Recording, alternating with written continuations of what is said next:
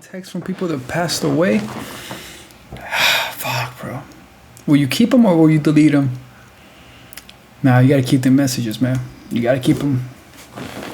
Just to reminisce the memories. My best friend, his name is Angel. He passed away in 2019.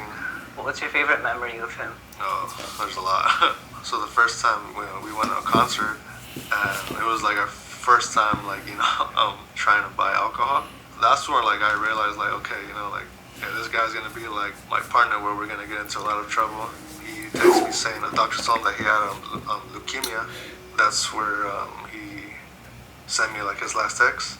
I know this is random, but if anything happens to me, like if I die, I just want you to know that you've always been my best friend. And if anything happens to me, do me a favor and watch out for Allison and Teresa for me. We never like had like all this like bromance, like, oh, I love you, bro, this and that. I did realize, like, oh shoot, like this is happening. And then I said, don't say that yet. Say that in the next 50 years. And that was it. That was my last message to him. But I do have one video. Oh, bro, that's rough. Drawing something on his neck.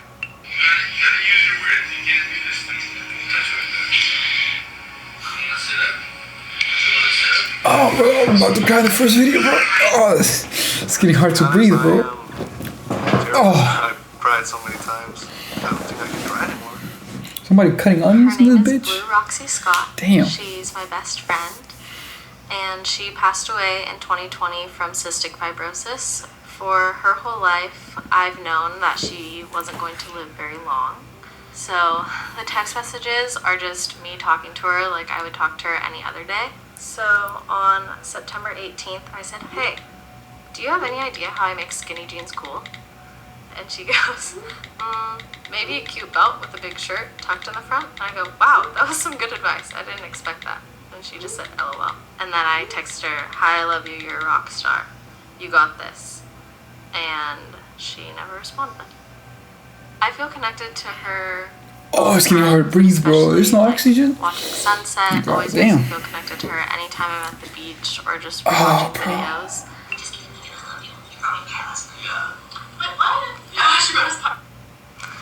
Oh, it's just at the beginning her saying like that she loves me. She wasn't very like open about those sort of things, so to like have her voice on video saying that she loves me, like open. Oh, it's just at the beginning her saying like that she loves me. She wasn't very like open about those. Let me hear it, hold up. Time I'm at the beach or just rewatching videos.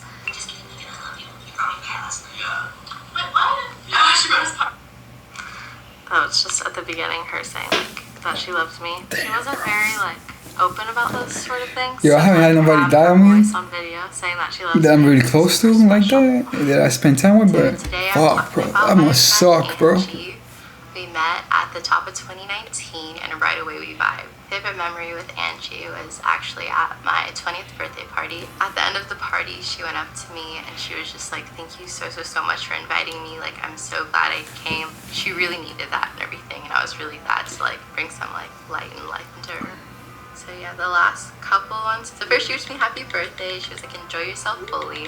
And I was like, thanks, Ange. Miss you. Come through tonight. She was like, I can get out of work at 8. You think I can still slide? And I was like, hell yeah. Like, you'll probably just miss the food, but that's all. And she was like, sounds good. And that was the last message I had from her. So it wasn't until my second day of my last semester at Santana that our mutual friend Candace goes up to me and she goes to cheer about Angie. She was like, Angie passed away. And it was really hard because she told me February 12th, 2020, and Angie had passed away January 12th, 2020. So, like, I didn't get to go to her funeral. I didn't get any type of closure. But I had a lot of film rolls from my birthday party. And so I was like, I need to develop all of them, and I need to develop for them now. This is Angie. This is my favorite picture of her. I took the picture, and I just, like, think of, like, the last thing she said to me, and I think of, like, just how happy she was, and it's just really nice to, like, be a light in other people's lives. My dad was a very intense, kind of, like, big personality, vivacious type of person. He dealt with a lot of anger issues. A lot of that stemmed from the childhood that he had to endure growing up. He would try to reach out to me a lot, and want to talk to him, but the last time he reached out, I was like, I'm going to assert myself and I'm not going to text back until I want to. And that was a few days before he passed. He said, I know you're probably busy, but just wanted to say hi and I love you. And he said, why you no say love you, Dad, with like a crying emoji.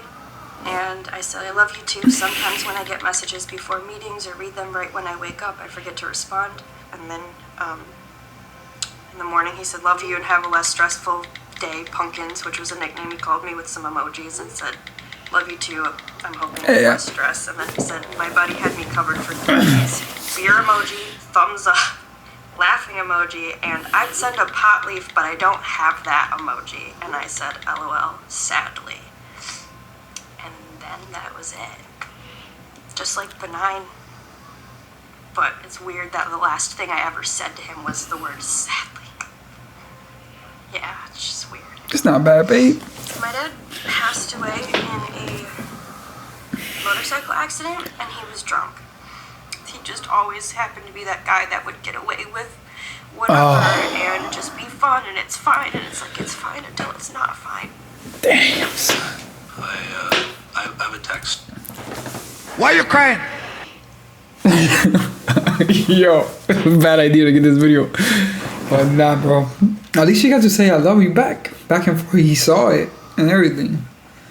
But bro, motorcycles, bro, I know they're exciting, they're cheap, low maintenance, bro, but just don't do it, bro. It's not worth it, bro. It's a bunch of sports cars you can get. I know they're more expensive, but it's worth it, man.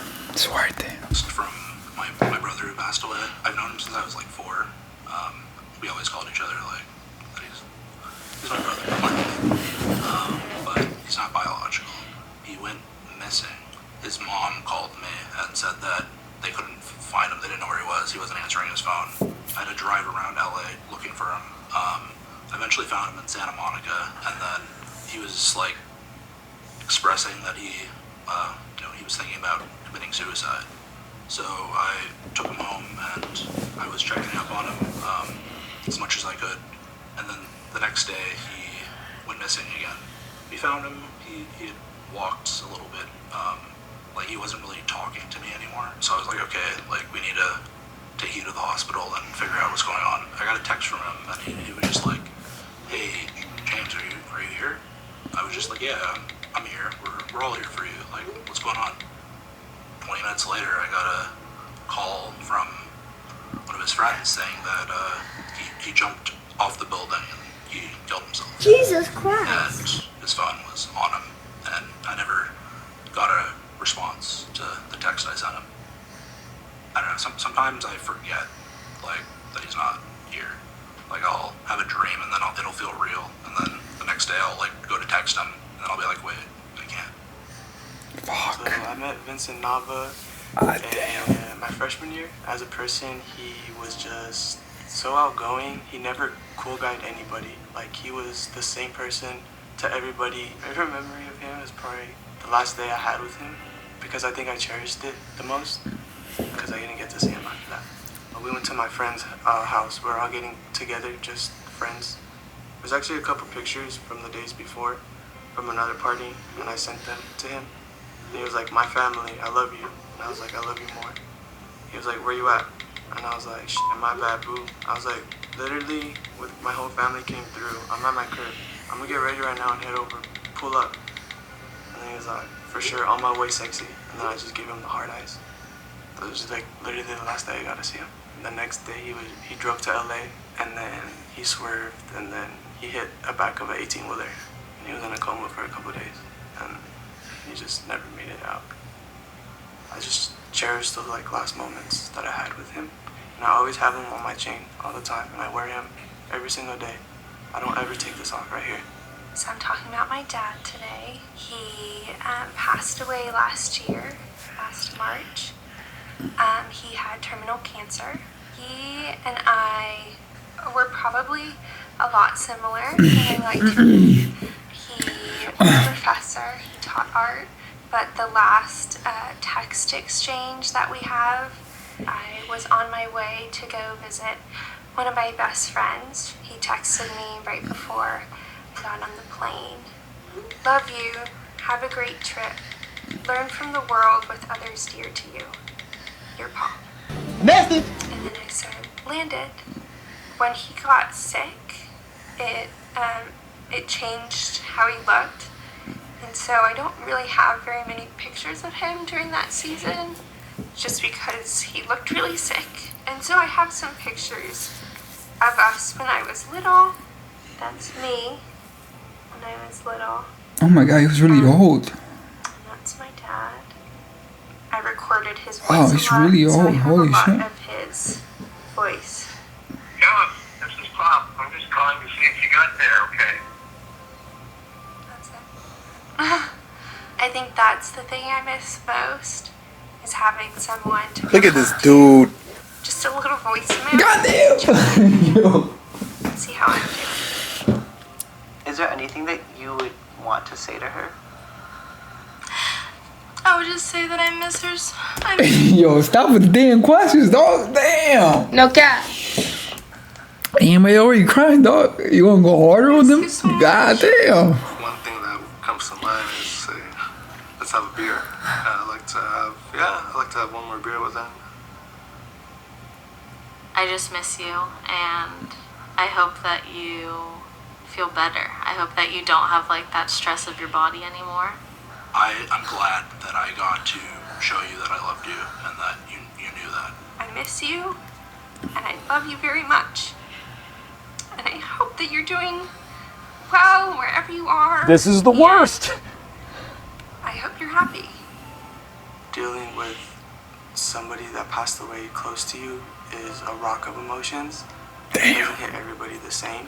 And you know, sometimes I'm just driving in my car and I'll be crying, and like it'll just hit me, cause like I realize that I really can't see my best friend again. There's no right or wrong way to do it. Just feel the emotions and go through it. And I would definitely talk to people about it.